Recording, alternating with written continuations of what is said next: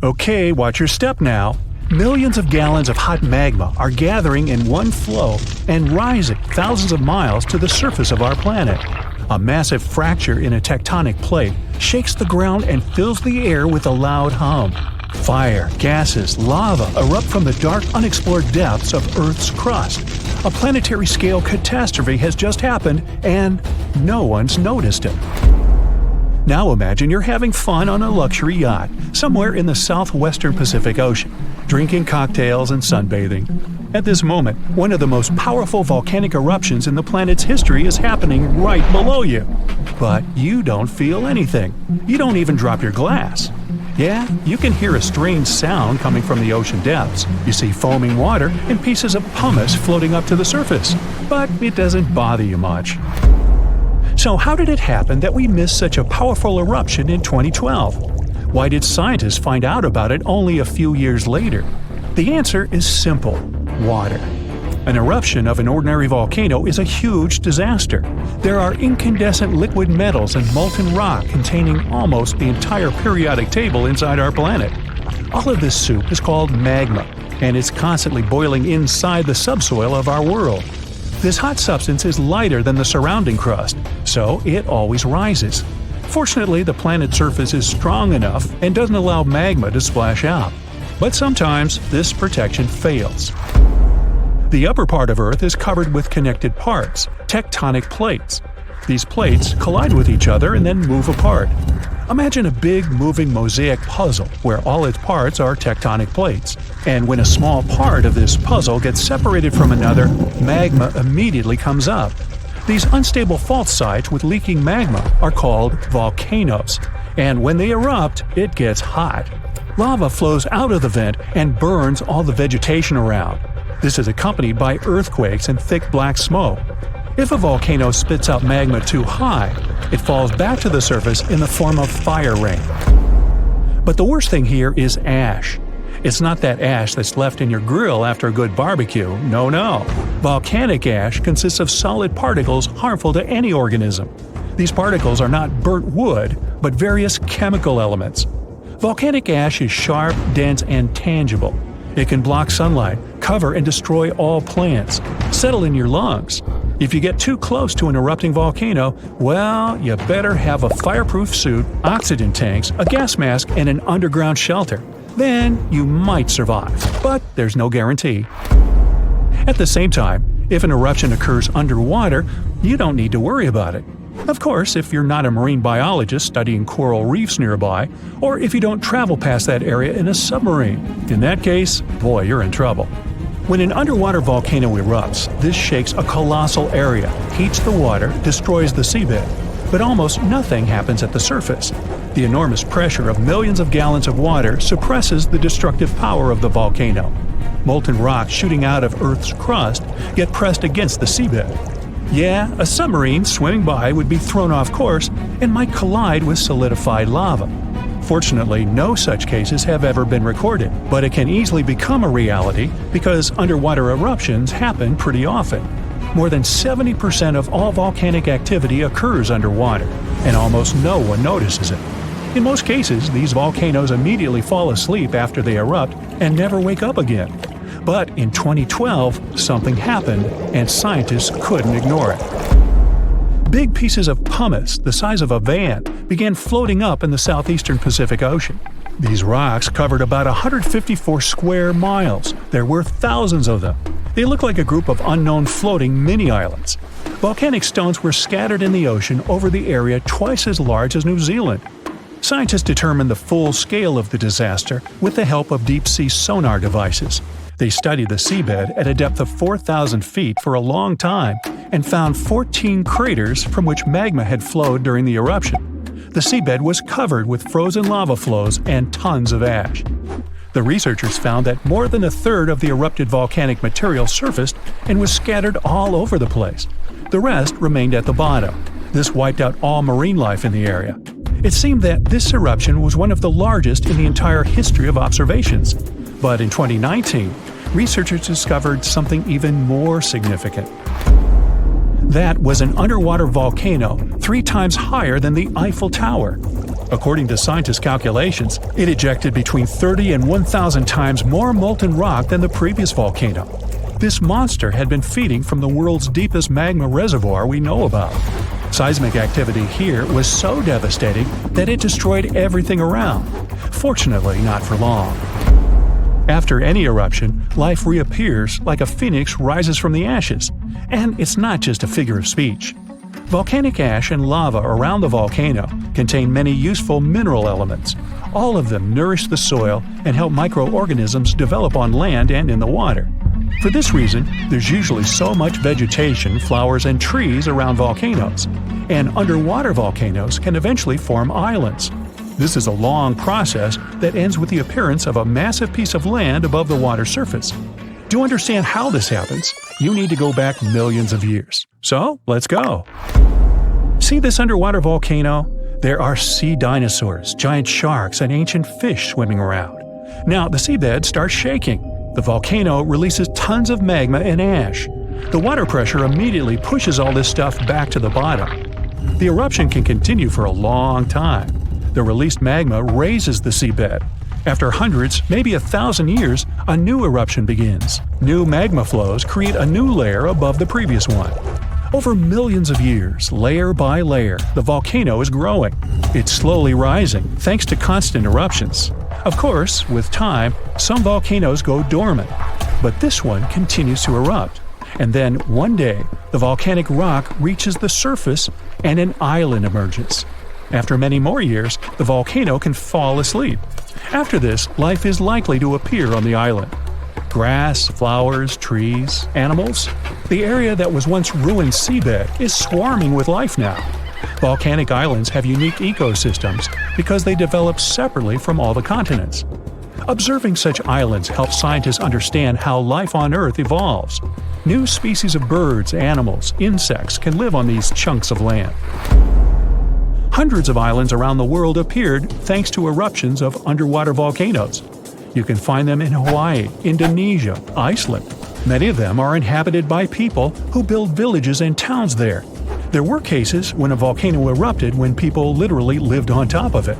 That's what happened on the small island of Aogashima, located to the south of Tokyo.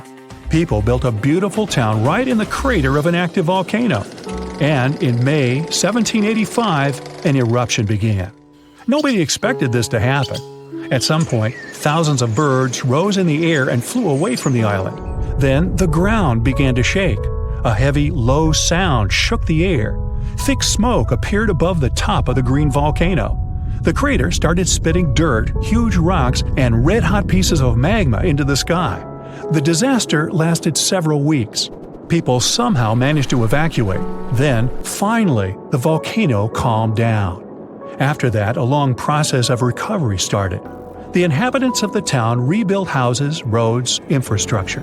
More than 200 years have passed since that moment, and during this time, the volcano never woke up. And despite the risk of a new eruption, people continue living there. The population is growing. Many people from other cities and countries come to live there. The main reason everyone loves this place is that it looks like a paradise. Nobody wants to leave the island.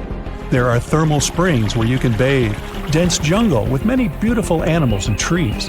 The soil is rich, and you can grow tasty fruit and vegetables there. The water near the coast is swarming with fish. Every day, you can enjoy the incredible landscapes of the island. Seismological services constantly monitor the situation and watch the volcano's activity, listening for a rumble that may someday come again. So this huge volcano, everyone thought to be extinct, woke up and spat out a black ash cloud 50 miles high. That's about 9 times as tall as Mount Everest. Located in what is now Indonesia, the powerful Krakatoa had caused huge tsunamis that rocked over ships as far away as South Africa. It also changed the temperatures around the world for several years. The volcanic island of Krakatoa in the Sunda Strait was likely born thanks to another major eruption several centuries ago. It hadn't erupted for at least 200 years before 1883. So the first tremors and blasts in May of that year came as a total shock to people living nearby. Then ships sailing through the busy water passage started reporting clouds of ash above the volcano. It went quiet again for a while, but they could still see ash above it. The eruption culminated at the end of August. It was so powerful that it shattered the island into fragments. Witnesses heard the sound produced by it in Australia, around 3,000 miles away. They described the noise as the roar of heavy cannons. Some say it was the loudest sound ever heard. During the next 5 days, the pressure wave from the eruption traveled around the globe 3.5 times and was seen on barographs on different continents. Hot avalanches of ash spread down the volcano as far as 25 miles away at crazy speeds. They ruined the surrounding islands and took 36,000 lives. Tens of thousands more drowned in tsunamis that happened after the volcano had collapsed into the caldera. Over 100 coastal villages on Java and Sumatra were completely wiped out. All this made the waking up of Krakatoa one of the most devastating in the entire recorded history. The Earth's crust is like a giant puzzle, made up of massive pieces known as tectonic plates. These plates are constantly sliding against each other over the mantle, which is the molten layer beneath. Indonesia is right in the middle of the so-called subduction zone. Here, the Indo-Australian plate collides with part of the Asian plate as it moves northward. As the oceanic plate dives down, it gets heated up, and you've got the perfect recipe for a volcanic hotspot.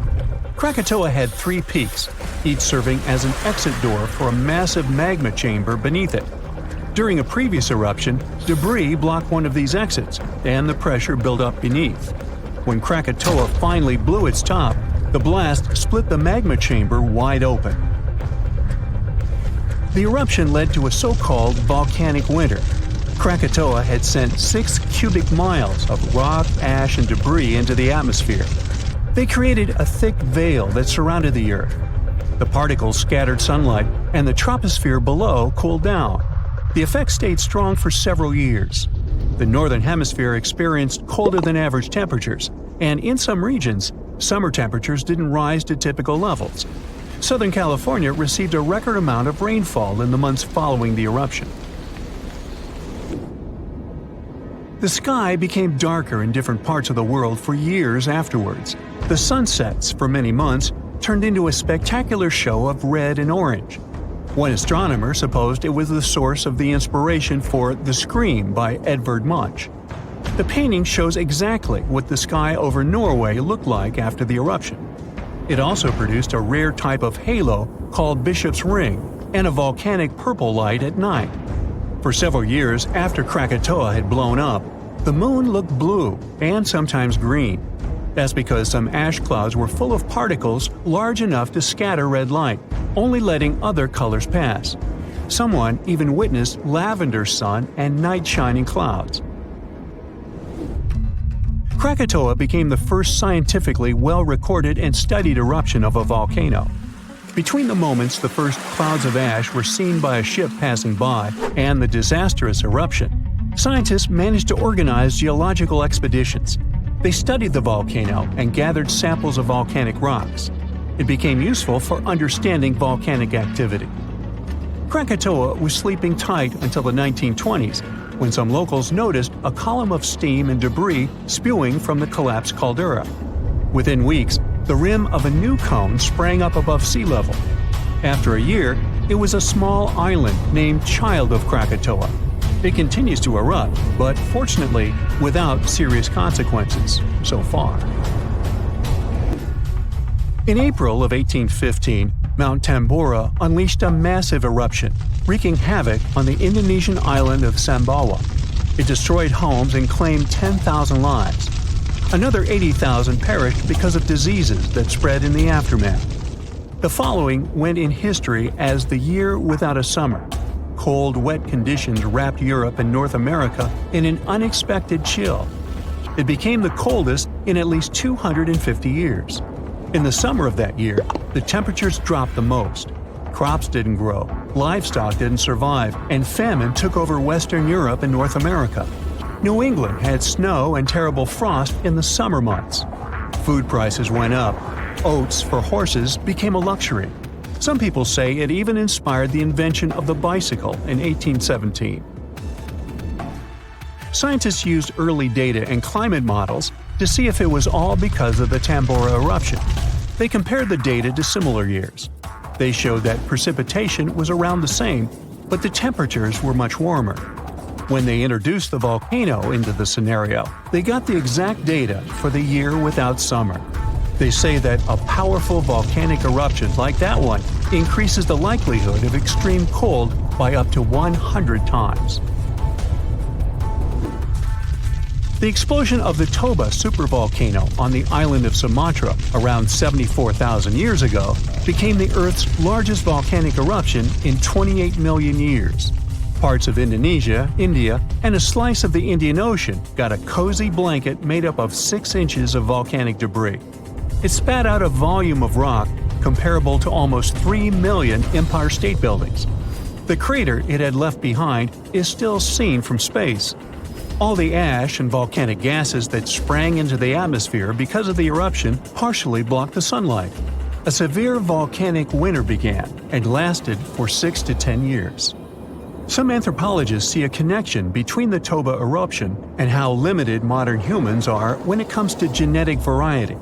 Around 74,000 years ago, exactly when the Toba erupted, there was a population nosedive.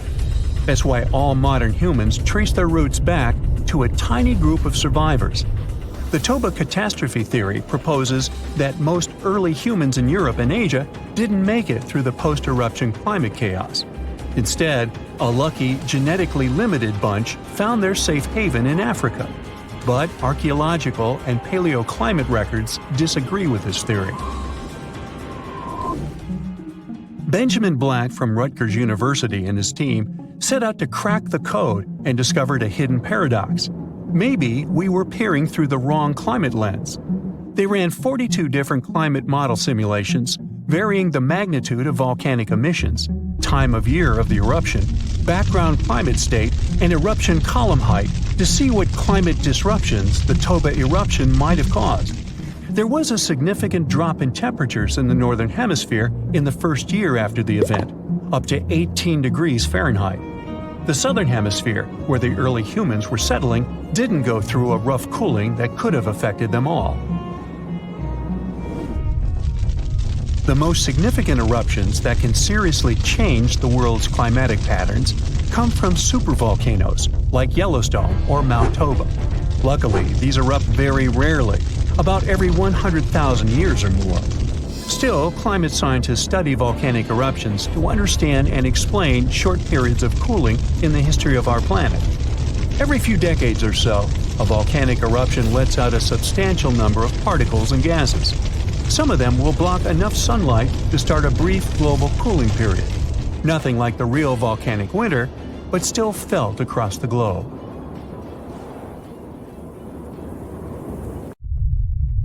Whoa! Earth's surface is shaking. Long cracks split the ground open. Lava rivers are rapidly flowing down the slopes. Deafening noise is filling the air. Rocks and other debris are flying high up. Clouds of volcanic gas and ash cover the sky. Now, this is not a plot of a blockbuster disaster movie. It's what happens when supervolcanoes decide to erupt. But this is likely not the scenario that will take place when the world's largest volcano, Mauna Loa, decides to finish its long, long nap. In 2021, scientists were sure it would happen soon. But so far, nothing. The volcano's seismicity keeps increasing and then going back to normal. But you never know when this giant will finally come back to life. That's why experts have been monitoring geological activity on Hawaii's largest island for quite some time. The Big Island of Hawaii is made up of 5 volcanoes, including the most active on the planet, Kilauea, and the largest, Mauna Loa. This gigantic thing makes up almost half the landmass of the island. And what lava Kilauea emits in one day, Mauna Loa could spew out within 20 minutes. That's what it did in 1984. While Mauna Loa's smaller sibling has been throwing tantrums for a while, the giant has been slumbering ever since its last eruption. But very recently, the Hawaii Volcano Observatory has recorded more than 200 mini-earthquakes below Mauna Loa. It likely means an increased flow of magma down there. Good morning! The volcano might be waking up, or not. If Mauna Loa did suddenly erupt, lava flows could reach the ocean and the most populated and touristy places, like Captain Cook, very quickly, in a matter of hours. In 1984, the last time the volcano erupted, lava got as far as the outskirts of Hilo on the other side of the island. That's where a campus of the University of Hawaii is found. Luckily, people had a few weeks' warning to get ready for the disaster. These days, locals have special go bags ready with the most important stuff, including documents and money. Such precautions can come in handy in case of an emergency evacuation. Even though most Mauna Loa eruptions have so far only affected the summit area, several of them sent lava all the way down to the ocean, and you never know how powerful the next eruption will be. Now, what is the highest mountain on Earth? Mount Everest, you say? Well, it depends.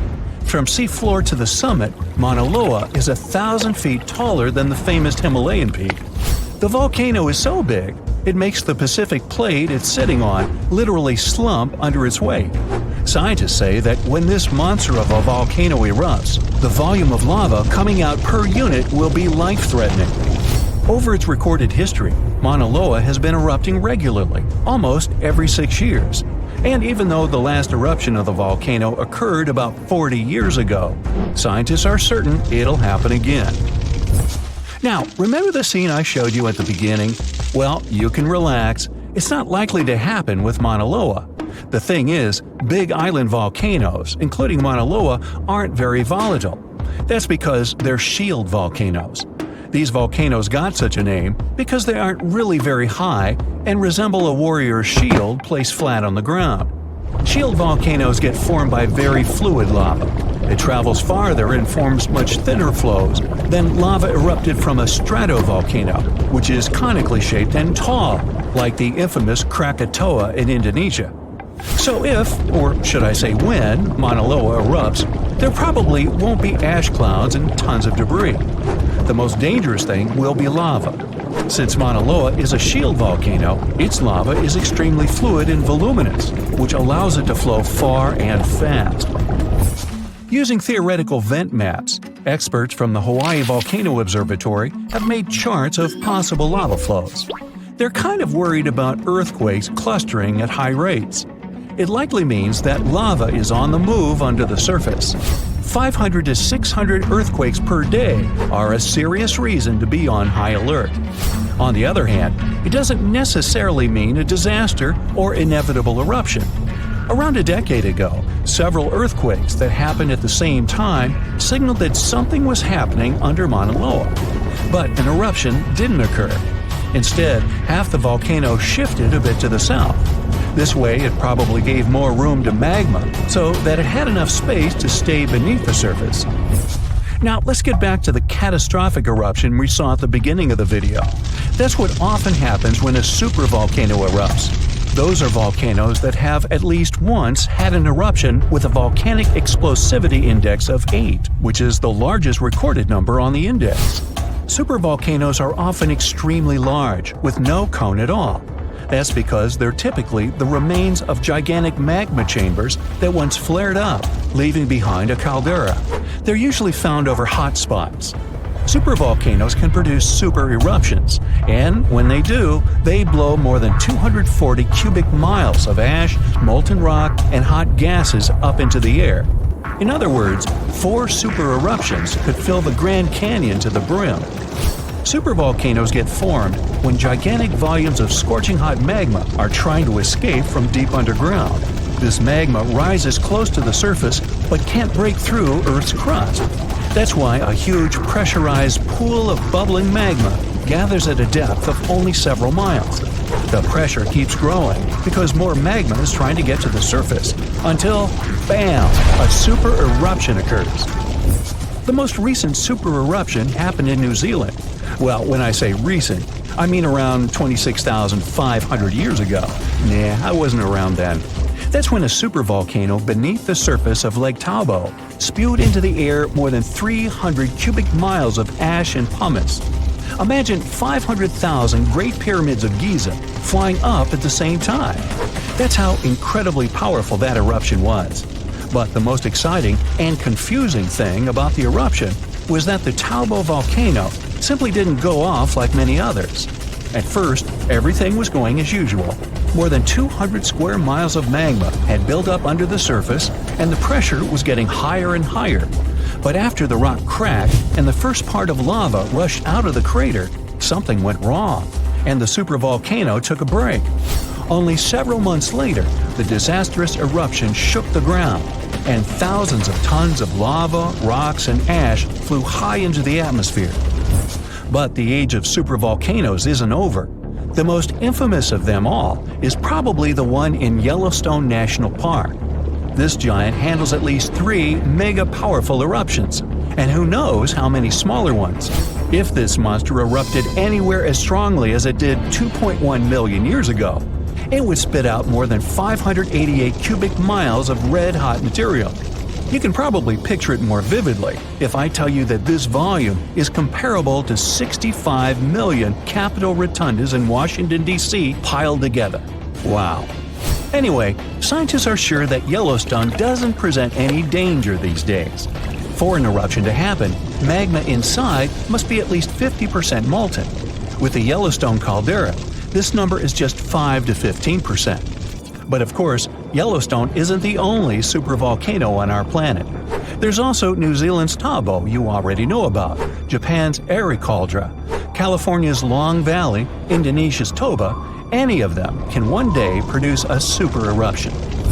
There are also several so-called supervolcanoes that haven't lived up to this name yet because they've never produced anything like a super eruption. For example, in 1883, Indonesian volcano Krakatoa went off. The power of the eruption tore the volcano's walls open, and cold seawater rushed into its molten insides. The difference in temperature made the volcano blow up with a deafening boom. It was clearly heard 2,000 miles away in Australia. It earned the blast the title of the loudest sound in history. But even though the consequences of this event were truly catastrophic, it still turned out not powerful enough to be called a super eruption. When we think of active volcanoes, one region comes to mind: the Ring of Fire in the Pacific Ocean. 3/4 of Earth's volcanoes sit within this belt. Compare the area to Australia, which doesn't have any volcanic activity. The old continent of Europe is also calm. Or at least, we like to think so. Can you guess what the most active volcano in Europe is? If you thought of Mount Etna on the island of Sicily in Italy, you were right. The volcano has erupted about 200 times and has been far from sleeping in recent decades. The last time this happened was in August 2023. The highest mountain in the Mediterranean is 500 million years old. But in Iceland, there is a much younger volcano. It sprang into action on the 10th of July 2023. In the afternoon, 3 fissures appeared in the ground on a peninsula in the southwest of the island. This was at a base of a small mountain peak. Its name means Little Ram in the local language. The volcano spewed molten lava high into the air. There were also gas plumes in the area. But the scientific community wasn't surprised by the event. They already knew about the volcanic area that stretches between the cities of Reykjavik and Keflavik. Its name is hard to pronounce. Hey, I want to buy a vowel. It had already erupted during the previous 2 summers. This activity came after 8 centuries of dormancy. In the days leading up to the latest eruption, seismologists, the scientists who study earthquakes, recorded over 12,000 tremors. When the ground opened up in July, the fissures were over 1.5 miles long. The following morning, 2 of them closed. All the lava was now coming out of the last fissure. It grew into an elongated cone, the simplest shape of volcano we are all familiar with. The lava soon filled a large crater. It grew almost 100 feet tall during the first week, and it is still growing. On the night when the eruption started, lava spread out in all directions. Its cinders set ablaze the dry moss in the vicinity. Local authorities closed off the surrounding area. There were toxic gases from the volcanoes and smoke from the burning moss. Firefighters flocked to the area. After a week, they proclaimed the area safe. Visitors soon came to witness the birth of Europe's youngest volcano. This form of tourism is quite developed in Iceland. People come from all over the world to watch active volcanoes. The land of fire and ice is home to more than 130 volcanoes. Some 30 of them are active. Now, I know what you're thinking right now. Is volcano tourism safe? In Iceland, it is. The country's authorities research and constantly monitor all of the hotspots. The island is dotted with several dozen seismic stations. These help researchers accurately predict future eruptions, and emergency services are accustomed to these sorts of events. They can quickly cordon off danger zones. This is what happened in 2010. A volcano in the south of the island, the name of which everyone struggled to pronounce, erupted. It spewed out a plume of steam and ash that was 7 miles high. This wasn't a fun time to be an air traveler. Winds carried the enormous plume southeast toward northern Europe. Many countries closed their airspace for several days for safety reasons. The volcano erupted in March, but the Earth was shaking from January the same year, so seismologists knew that an eruption was approaching. When it comes to the continent's youngest volcano, the tourist infrastructure is already there. Visitors can leave their cars at a designated parking lot. Then they go on a 5-hour-long trek. This leads to a viewing deck. Tourists are so close to the epicenter that they can feel the heat haze from the crater. The sight is the most impressive at nighttime. Safety is never a concern. Scientists regularly chart out hazard maps that outline the borders of lava fields. This way, visitors who stick by the rules are never in harm's way. More than a week after the eruption started, a section of the crater collapsed. Lava flowed downhill west of the volcano. This majestic smoldering hot river is slow-moving lava. Scientists categorize it as an AA type. The term is Hawaiian. It describes basaltic lava that has a rough and brittle surface. The flow is composed of broken lava blocks that are called clinkers. They fall off as the substance flows.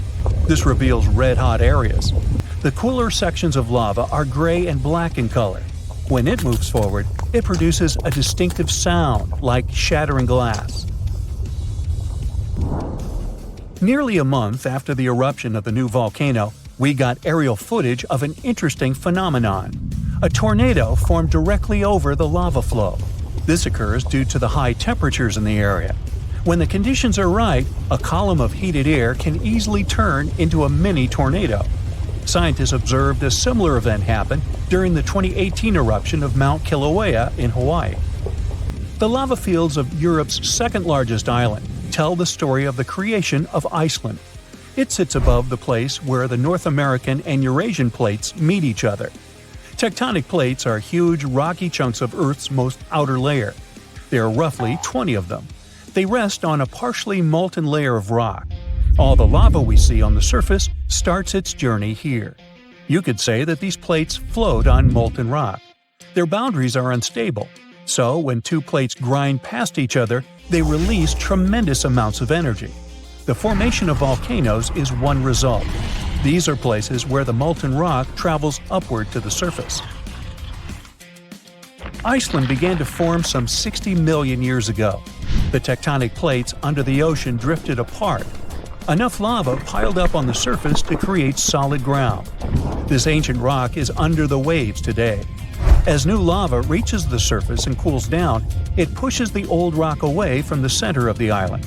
That's why the oldest parts of Iceland aren't 60, but only 16 million years old. The country's active lava fields are young in geological terms. Some of them are under 1,000 years old. Scientists consider the island a hot spot for volcanoes, pun intended. Nearly a third of the basaltic lava that reaches the Earth's surface in recorded history came from Icelandic eruptions. Fissure swarms, like the ones before the 2023 eruption, cover 30% of the Nordic country. For this reason, only a quarter of the island is inhabited. Norse Vikings were the first people to settle in Iceland at the beginning of the 10th century. Nature threw them a loud welcoming party. Just a few years after their arrival, they witnessed one of the greatest volcanic eruptions in history. Vikings came from a region without volcanoes, so they had no clue as to what was going on. Today, Icelanders are used to such events. This is good because their homeland is entering a new era of volcanic activity. Volcanologists suspect that recent events are an introduction to decades of more frequent eruptions. The peninsula that is home to Earth's youngest volcano is just 17 miles southwest of Iceland's capital city. It's been dormant for a long time.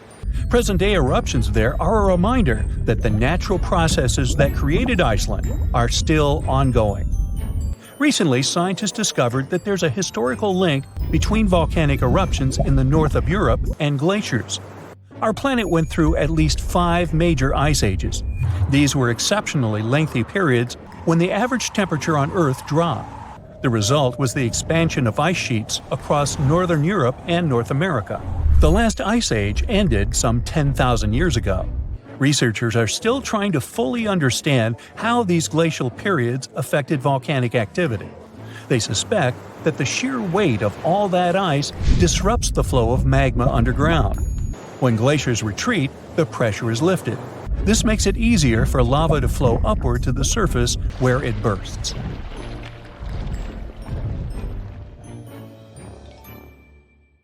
Fraser Island sits off the coast of sunny Queensland, Australia. But don't fall for its beauty. It's home to the most dangerous beach in the world. There's nowhere on the island to seek medical attention. If you do run into danger, you're on your own. Dingo attacks are super common here. If you don't know what a dingo is, it looks like an adorable dog. But beware, this wild breed is extremely dangerous. And the dingo's gnashing teeth aren't the only thing to be scared of. The seas around the island are swimming with great white sharks. There's jellyfish in the water too. Fraser Island is home to some of the world's most dangerous kinds, including the Portuguese bluebottle. One sting from its venomous tentacle is enough to take down an adult human. Even if you manage to avoid the creatures on the island, the sea itself is perilous. The waters are incredibly rough and have powerful riptides. These are strong currents that will pull you away from the shore. And remember, there are no lifeguards to come to your rescue if you get in trouble. Even the sand is dangerous. Car rollovers in the thick dunes happen all the time. It's definitely best to swap your car for a dune buggy. Travelers also often drive down the dunes straight into the lakes below. But the lakes are incredibly shallow, which is not very safe. Fraser Island is also known for its beautiful lookout points, but you'll need to watch your step. You might feel on top of the world, but stay well away from the edges as jagged rocks and crashing waves line the shore below. There's an island in Brazil known as Snake Island, which is equally dangerous. I wonder what the hazard could be here. It's home to thousands of golden lancehead vipers, which are one of the most venomous snakes on the planet. They grow to over 20 inches long, and their fast-acting venom melts the flesh from around their bites. There are around 4,000 snakes on the tiny 106-acre isle. Snake Island has become so dangerous that the Brazilian authorities had to ban everyone from going there. For years, the only human inhabitants to brave the island were a lighthouse keeper and his family. But local legend says that one night a group of snakes crawled in through a window to attack, and the family was never seen again. Known as the Gas Mask Town, the island of Miyake-jima is not one to visit in a hurry. It's home to a fiery, active volcano that has erupted several times over the past few years. There were several massive eruptions leading to the spread of a highly poisonous gas across the island. Residents are now required to carry gas masks at all times, and a terrifying alarm blares across the island whenever the poison levels get too high. The island is also in the middle of the Devil's Sea. Ships mysteriously vanish in the area, and experts have no idea why. The North Sentinel Island is home to a remote and unwelcoming tribe. They lived alone on the island without any modern technology or contact with the outside world for over 60,000 years. And that's just the way they like it. They've been known to fire arrows at anyone who attempts to enter the island. There are many stories of people visiting the island, and they are never seen again. It's not ghoulish ghosts or slithering snakes that you have to worry about on the Caribbean island of Saba. It's hurricanes. The tiny island has been hit by more severe hurricanes than anywhere in the world over the last 150 years. There have even been 7 tropical cyclones, which is an intense circular storm. The winds in these storms can reach 254 kilometers an hour. Try standing up in that. You'll also struggle to find a pilot who'll even land on the island. It's incredibly dangerous not because of the winds, but because it's home to the shortest runway in the world. It's only 440 yards long. 2 huge rocky ridges surround the runway, so there's no room for mistakes. The Kilauea beaches of Hawaii used to be one of the most dangerous in the world. The Kilauea volcano has been almost consistently erupting for the past 35 years, spewing red-hot lava into the surrounding waters. The water temperatures have even passed boiling point as a result of the lava. Happily, it's no longer active. While the island of Bikini Atoll might sound like the perfect summer vacation destination, it's most certainly not. The problem is that this place has dangerously high radiation levels, and the locals had to leave it. Although the island was declared safe in the 90s, its original inhabitants have refused to return. The lack of fishing in the area has also led to a massive increase in sharks who swim the waters in search of their next meal. Strangely, the corals and reefs are thriving. From the distance, Ramree Island looks idyllic. White sand, swaying palms. But beware. They say thousands of hungry saltwater crocodiles used to lurk there, ready to strike at any time. The exact number of those animals was unknown, and some scientists claim that there are quite a few of them right now. I'd stay well clear of the island though.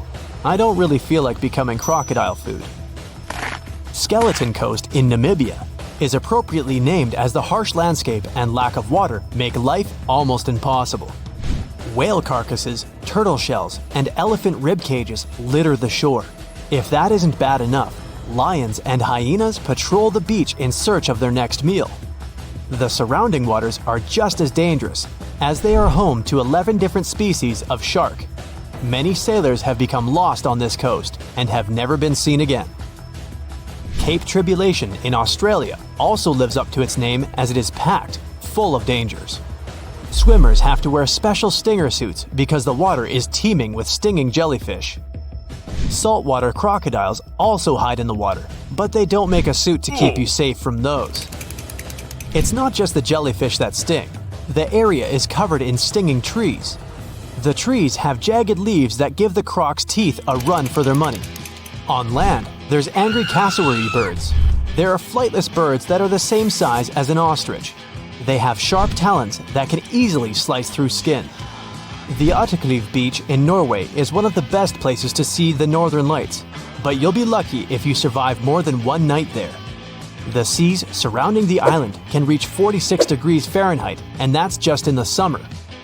It probably feels like swimming in ice cream.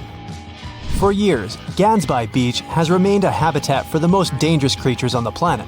Sharks are particular fans of its waters, and the coastal stretch is known as the Great White Shark Capital. The sharks are attracted to the 60,000 sea lions that flock to the beach every year. Not just shark food, wild sea lions can be unpredictable and aggressive towards humans.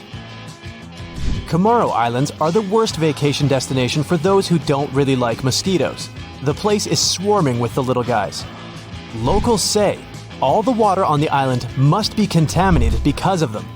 So they like to sterilize water before drinking, making ice, and even brushing their teeth. If you're really into coconuts, there's one place you should probably go to grab some. I'm talking Danger Island. Yep, it's the real name of one of the islands in the Chagos archipelago. It shouldn't scare you off though. The major problem it has is parking. I mean, safe anchorage for those who come there. Finally, while it may sound dreamy, you're probably going to want to avoid the beaches of the Amazon. Sharp-toothed red-bellied piranhas, anacondas, and electric eels are just some of the beach's regular residents. It has one of the widest varieties of animal species on the planet, including the Amazonian giant centipede, which has a poisonous bite. It's not just the animals of the Amazon that you have to watch out for. Strychnos and curare are the 2 Amazonian plants that are super poisonous. It happened in Iceland on Friday, March 19, 2021 at 8:45 p.m., about 20 miles southwest of the capital. Molten rock suddenly burst through the surface from below. Bright lava fountains then lit up the night sky. A volcano in this valley finally woke up after almost 800 years of sleeping soundly. We divide volcanoes into three categories: active, dormant, or extinct. Around 1,900 of them around the globe are considered active. That means they've erupted in the recent past and will likely do it again in the possible near future. Dormant volcanoes haven't popped off for a long time, but they still may in the future. You could say they're sort of sleeping. As for extinct ones, those guys haven't done anything in more than 1 million years. The eruption in Iceland wasn't super explosive, and this all happened 6 miles from the nearest town, so everyone was perfectly safe. Many even came to see it up close, while other brave visitors tried to fry eggs and bacon on the lava. Just be careful not to burn your breakfast black. Lava can be over 2,000 degrees Fahrenheit. It burns everything in its path. Yet it also produces some of the most fertile land for agriculture. This eruption gave a relatively small amount of lava at first, but it's been spreading across the valley in different directions, forming a sort of shield that's constantly growing. You can never really predict how fast a lava flow will be until you see it.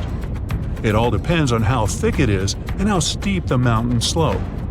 Lava can ooze slowly at about 20 feet a minute, a fraction of the average person's walking speed.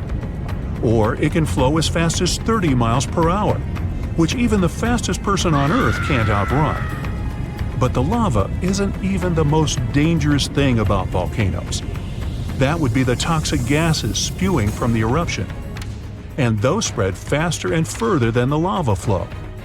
Luckily, in Iceland's case, the wind has been blowing these gases away from residential areas. Scientists weren't surprised this volcano erupted. They knew it was coming. Increasingly stronger earthquakes had been shaking this area for the past 15 months. There were 50,000 earthquakes within just the 3 weeks leading up to the eruption. That's 100 per hour. The volcano has been active since March, and geologists say this could last for weeks, months, years, or even decades of constant eruptions in the area. Mount Shasta is in the top 5 most dangerous volcanoes in the U.S., so geologists are keeping a close eye on it. The last eruption was in 1250. I wasn't around then, but this volcano erupts every 600 to 800 years. Which means, tick-tock, we're due any day now. About an hour from Portland, Oregon, there's an active volcano that last erupted in the 19th century. Next time it goes off, scientists think it'll produce larger amounts of ash and dust. This could cause an electrical blackout and make water unsafe to drink in the area. But the experts pay close attention to Mount Hood. They'll be able to give plenty of warning so people can react in time. Kilauea is one of the most active volcanoes in the world. It's been erupting almost constantly since 1983, making it also one of the longest eruptions known on Earth. It's the youngest land volcano in Hawaii. Volcanoes can take thousands of years to form, but others can pop up practically overnight. A volcano in Mexico just erupted in an open field in 1943 and started growing from there. Within a year, it was almost 1,500 feet tall. When the eruptions finally stopped 9 years later, the mount had reached a height of over 9,200 feet. Mount Fuji is an iconic symbol of Japan. The last time it erupted was in 1707, and it sent a shower of burning rocks as far as 60 miles away. If a similar eruption happened today, Tokyo would be within that vicinity.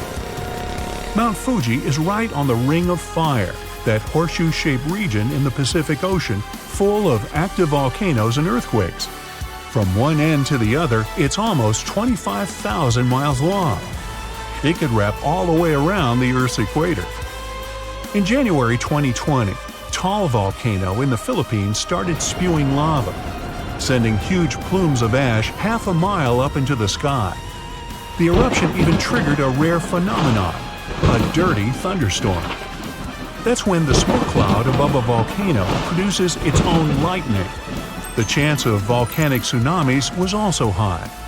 Those are usually caused by tectonic movements that occur because of volcanic activity.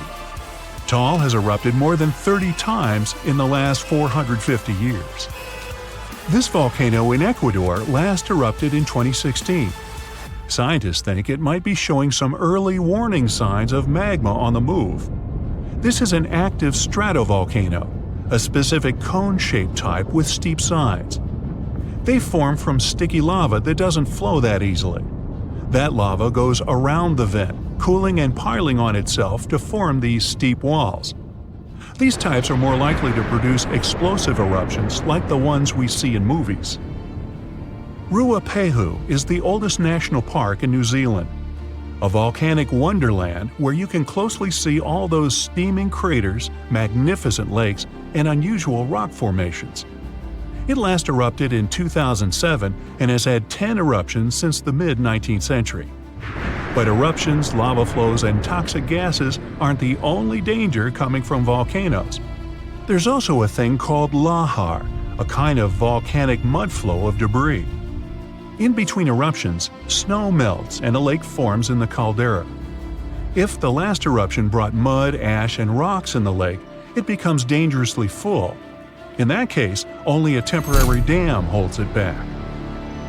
Indonesia has the biggest number of active volcanoes in the world, including one called Anak Krakatoa. It means child of Krakatoa, and its famous parent isn't far away. A huge tsunami in 2018 partially woke Junior, a scary thought since Senior had one of the most powerful eruptions ever seen on this planet in 1883. Krakatoa's boom was the loudest sound ever heard. People over 2,000 miles away could hear the explosion. The sound wave circled the globe 7 times, and scientists say it's hard to predict this volcano's eruption patterns. Mount Yasur in Vanuatu is one of just a few volcanoes in the world where you can see a lava lake. Tourists even go there to peer over the edge and get a look at the burning, bubbling lake below. Well, except for when the volcanic activity goes to levels 3 and 4 out of 5. That means there are more intense earthquakes, volcanic tremors, or steam, gas, or ash ejections. Then this place is off limits because, duh. This volcano in the DR Congo has the most active and largest lake volcano in the world. And all that lava is unusually fluid, meaning it travels faster and further than the stuff coming out of most volcanoes. It's certainly not amongst the tallest ones, but Ethiopia's Erta Ale is unique in that it has a lava lake almost constantly, which is pretty rare. The locals call it a smoking mountain because its lava lake often causes eruptions. This volcano is near the Danakil Depression, one of the hottest places on our planet. Merupi has been erupting on a regular basis since the mid-16th century. This volcano helps scientists do crucial research on how eruptions work and how they can warn people in time.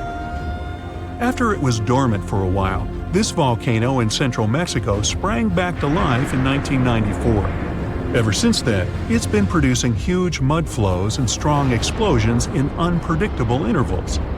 In the past, enormous eruptions coming from this giant buried entire cities in pyramids.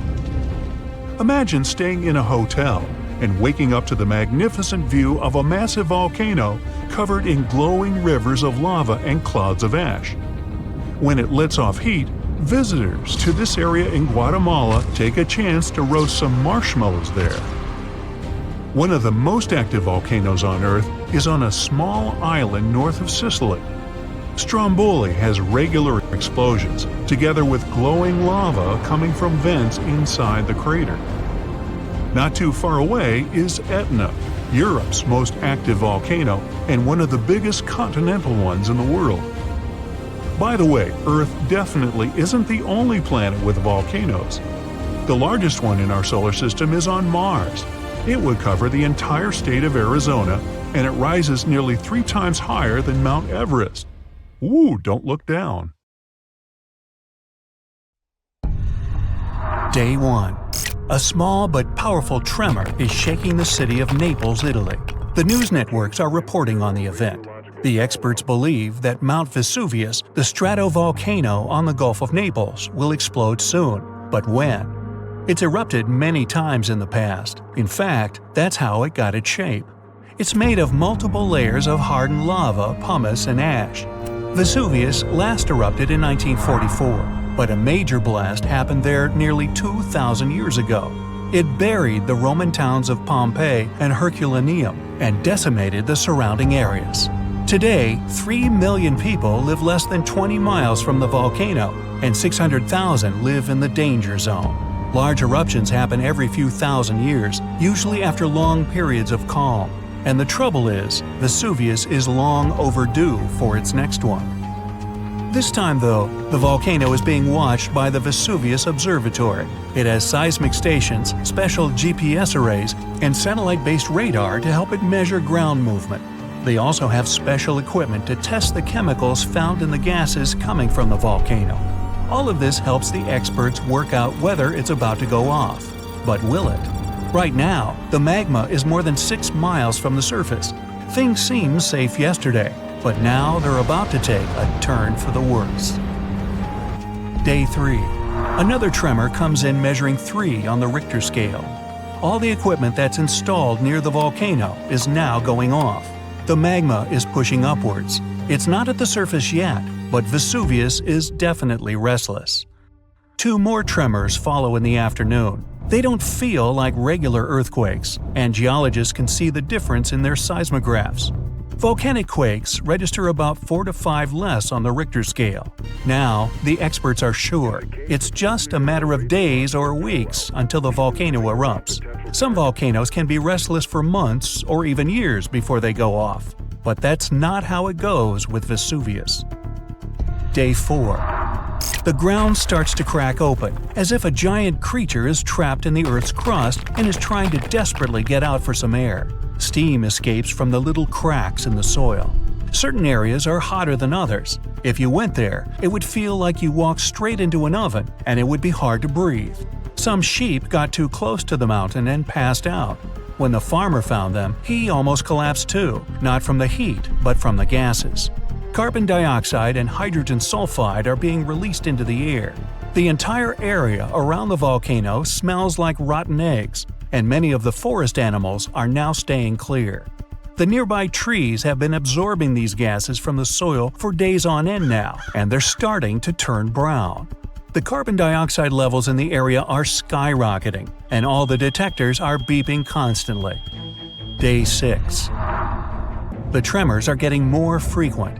Experts at the Vesuvius Observatory monitoring the volcano say the quakes are coming from the magma that's being pushed upwards. A few hours later, the national emergency alert goes out. Thousands of local people have around 15 days before the volcano erupts, and they need to evacuate their homes. The 600,000 people in the danger zone start to pack their suitcases and leave in cars and trucks. There's chaos everywhere. But in all that disorder, some people are standing still. They look around, trying to understand what's really going on. A few of them are taking photos of their homes. Others are streaming all the confusion on social media. But the senior citizens are just standing outside, looking at their houses one last time. They hope this is all just a false alarm. It's happened before, but who really knows? Day 7. It was a sleepless night. Plenty of the locals have already left. Some good people from other towns drive to the area to help the residents evacuate faster. There's a massive traffic jam, but everyone expected it. This is why the evacuation started early. Ferries, trains, and buses have canceled their services to help the evacuees. They're all working on a tight schedule to make sure everyone gets out safe without any delays. Some people refuse to leave, but their neighbors eventually convince them to go. It will take 7 days to evacuate everyone, and these people will spread out to other areas of the country, not just to the nearby safe regions. Day 10. More than half of the residents have now left the red zone. After the chaos, there's now silence, and it's interrupted by the eerie sounds of the tremors. Animals are being evacuated too. Many people are now trying to save as many animals from the forest as they can find. Day 16. All 25 of the towns that were at risk have now been evacuated. The red zone is empty. But the tremors are getting stronger, as the volcano is a pressure cooker ready to explode. White smoke rises from the large opening on the mountaintop and the vents on the side. The molten rock moves toward the surface, and the pressurized gases form bubbles, just like the ones you see when you boil food. Suddenly, there are some loud booms, and then an explosion. It's loud enough to be heard thousands of miles away, and the shockwave is felt throughout Italy. Volcanic rock is thrown up into the air. A thick black mushroom cloud forms and expands into the sky. The birds abandon their nests and fly away in huge flocks. The red-hot lava is now spewing out of the volcano like a fountain. As it flows downward, it obliterates everything in its path. Then there's a volcanic landslide. Part of the cone-shaped mountain falls off, and millions of tons of soil and rock break loose from the volcano's side and tumble down. The lava spreads on the slopes, and it slowly slides down into the forest and the farmlands. The plume of ash, pumice, and other kinds of rock has risen so high into the sky that people can see it from Rome. Then the tower of debris starts falling back to Earth. First comes the ash, then chunks of rock. The ash in the atmosphere is so dense that it's hard to breathe. The lava slowly spreads across the area and pulls down all the trees. All the nearby towns are shrouded in darkness and smoke. Buildings collapse, and all around there's a mixture of heated, poisonous gas and rock moving faster than a car. Other rocks and more volcanic ash fall miles away from the volcano, hitting cars and destroying roofs. The sky is completely black as the lava keeps on coming. Slowly, all the nearby towns are submerged beneath the molten rock. Some of the lava even reaches the sea. Gigantic white steam covers the shore where it falls in, and the magma turns black. Now, a weird neon blue fire appears on the slopes of Vesuvius. This is caused by burning sulfuric gases. They're escaping at high pressure from the cracks in the volcano surface. When they come into contact with the air, they ignite. These blue flames can reach 16 feet into the air. Now, all nearby flights are canceled, and many planes have to change course to reach their destination. Ever since the national alert, no planes have been allowed to fly over the volcano. The clouds of volcanic ash can damage jet engines and other plane components. The water supply is now contaminated by streams of volcanic ash, and it smells unbelievably bad. In just a short amount of time, all that magma has made entire towns vanish. Only the roofs of taller buildings can be seen. After the big and explosive eruption, there are some smaller and quieter ones. At this stage, nobody knows if the volcano has stopped erupting yet, and absolutely no one can go anywhere near the area. 10 years later.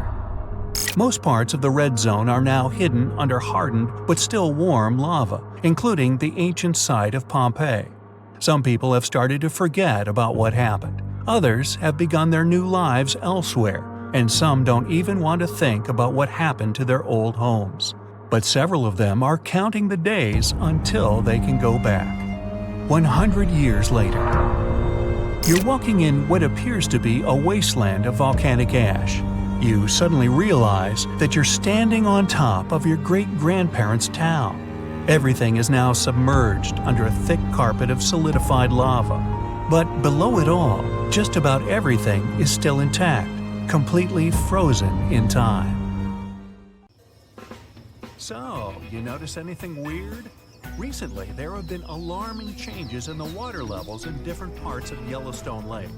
At the same moment, the water level can be rising on one side of the lake and falling on the other. Ooh, it looks as if the lake basin gets lifted by some underground forces. Can it be a sign of a looming disaster? Geysers, mud ponds, and hot springs turn Yellowstone National Park into some extraterrestrial world. And all these wonders are fueled by a mighty supervolcano. Supervolcanoes produce super eruptions. When it happens, they launch more than 240 cubic miles of ash, molten rock, and hot gases up into the air. To make it easier to imagine, 4 super eruptions could fill the Grand Canyon to the brim. The Yellowstone giant was thought to be responsible for at least 3 enormous eruptions and countless smaller ones. In that region, the volcanic deposits are scattered over tens of thousands of miles. Scientists believe they had been created by many weak eruptions. But after doing more research, experts found out these deposits had been left by two previously unknown supereruptions. Those probably took place about 9 and 8.7 million years ago. This discovery means that the area around the Yellowstone volcano used to face a supereruption every 500,000 years. But over the last 3 million years, the hotspot has seen only 2 supereruptions. It makes scientists believe these catastrophic events are slowing down, or just maybe one is overdue. Anyway, if the Yellowstone supervolcano went off with as much power as it had 2.1 million years ago, it would spit out more than 588 cubic miles of boiling lava. That's more than 4,500 times the volume of Sydney Harbor. That's a lot of lava. Whether it's likely to happen or not is another question. There's no doubt that something is going on with the volcano. The water level changes in Yellowstone Lake mean the caldera is lifting under the surface. And the caldera is what's left over after a volcano erupts and then collapses. The Yellowstone caldera is not just going up, creating a dome-shaped uplift. It also moves up and down in a kind of breathing motion. It might be because the magma is seeping into the crust, or because this magma is heating up the Yellowstone hydrothermal system, making it expand and raise the crust. Yellowstone has the status of an active volcano. Its volcanic explosivity index is 8 out of 10. Such a high number means that if this volcano erupted, it would be an apocalyptic event. Right before the disaster, the ground around the national park would lift. Geothermal pools and geysers would heat up to boiling temperatures and get more acidic than usual. The magma would start to rise toward the surface. At some point, the rock roof of the magma chamber wouldn't be able to resist anymore, and the explosion would kick off. A massive column of lava and ash would shoot up to a height of over 16 miles. After that, the volcano would keep pumping ash for days on end. The mixture of lava, ash, and gas would be hotter than 1,800 degrees Fahrenheit. It would travel through the area at a speed of 300 miles per hour, faster than a racing car. The air near the center of the eruption would heat up to 570 degrees Fahrenheit. One of the most dangerous consequences would be ash fallout. Volcanic ash can turn into glassy cement within seconds after being inhaled and getting in the lungs. People and animals would have problems with breathing. Okay, so that's an understatement, just so you know. Buildings would start to collapse under the weight of this dense substance. It would take just several days until a 10-foot layer of ash covered the territory of about 50 miles around the center of the eruption. After the ash got into the stratosphere, the temperatures all over the world would start to drop. If the eruption was rich in sulfur, an effective sunblocker, it would get so cold there would be no summer in the entire world for the next several years. The monsoon seasons would change. Agriculture would face serious problems. There would be issues with food supplies. Over the past 50 years, the Yellowstone caldera has risen almost 2 feet. It shouldn't alarm you, though. Experts are sure it's a natural behavior for Yellowstone. Periods of dome-shaped uplift are followed by the caldera lowering. Scientists think the supervolcano doesn't present any danger at the moment. For an eruption to happen, the magma inside has to be at least 50% molten. With Yellowstone, this number is just 5 to 15%. The probability of the eruption is 1 in 730,000. Safe to say, it's a long shot. Even better, a recent study made the researchers believe the hotspot might be in a state of decline right now, even despite all the breathing and dome-raising activity. Still, there have been tons of discussions about what people could do to prevent the disastrous supereruption from happening. And the most popular and seemingly effective idea was to cool the Yellowstone supervolcano down. Unfortunately, there's a catch. The volcano leaks out only 70% of the heat which comes from its magma-filled chambers, but the rest of the heat stays inside. As soon as it reaches a particular threshold, the volcano erupts. If it was possible to extract at least 35% of the Yellowstone volcano's heat, the eruption could be avoided. The cooler the magma is, the thicker and stickier it gets. It stops being so fluid and doesn't try to get out to the surface anymore. After considering these facts, NASA scientists came up with a plan. They suggested drilling a 6 miles deep well and pumping down cold, pressurized water. The temperature of the water that would get back to the surface would be approximately 662 degrees Fahrenheit. This way, the heat would be gradually extracted from the volcano. And if a geothermal plant was built on the site, it would generate plenty of electric power. It would be very simple to produce, and its price would be very alluring, about 10 cents per kilowatt hour. At first glance, it was an amazing idea. But sometime later, it started to receive a lot of criticism. Imagine drilling through the Earth's crust, getting deeper and deeper, and then wham bam, you hit a hypothermal pocket. Uh-oh, get ready for a catastrophe. This can release gases that are likely to cause a series of super powerful explosions. In the worst-case scenario, it may even trigger a full-scale volcanic eruption. Now, you already know about its catastrophic outcomes, from fountains of lava and avalanches of molten rocks to climate changes all over the globe. Yeah, not good. Or let's say you're drilling a well to deliver cold water to the volcano, and then you suddenly hit its magma chamber. In this case, instead of cooling the giant down, you'll make the top of the magma chamber much more fragile than it used to be. And the whole construction will be at risk of collapsing at any moment. And don't forget that your drilling may also release toxic gases. They often accumulate at the top of the reservoir with magma. Can it get any worse? Well, yes it can. The whole process would stretch for more than 16,000 years. This method is too risky to cool the volcano down as fast as people would probably want. And scientists aren't even 100% sure that when the cooling system construction is finished, the volcano will stay cold for at least another 100 years. And last but not least, the project of making the Yellowstone supervolcano a bit cooler would cost a mind-boggling $3.5 billion. A huge price for something that might not work out altogether. Oh, by the way, Yellowstone isn't the only volcano that has a lava dome that's lifting at the moment. Lava domes are created when magma gets to the surface and then gathers around the vent. Scientists have found one of those inside an underwater volcano in Japan.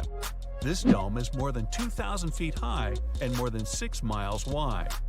Even though the Japanese supervolcano seems to be sleeping, experts don't let their guard down. A volcanic system can go from being calm and docile to teetering on the edge of an eruption in the blink of an eye. Another massive dome is growing in the central Andes, on top of the planet's largest active magma store. The Altiplano Puna Plateau, well there's a tongue twister, and where the dome was found, is the second highest plateau in the world, and the dome itself is more than half a mile tall. You might wonder how come experts have known nothing about this enormous uplift until recently. The answer is simple. It was hidden within the plateau. It's an arid region littered with volcanoes, and it stretches for thousands of miles. Yep, another case of hiding in plain sight.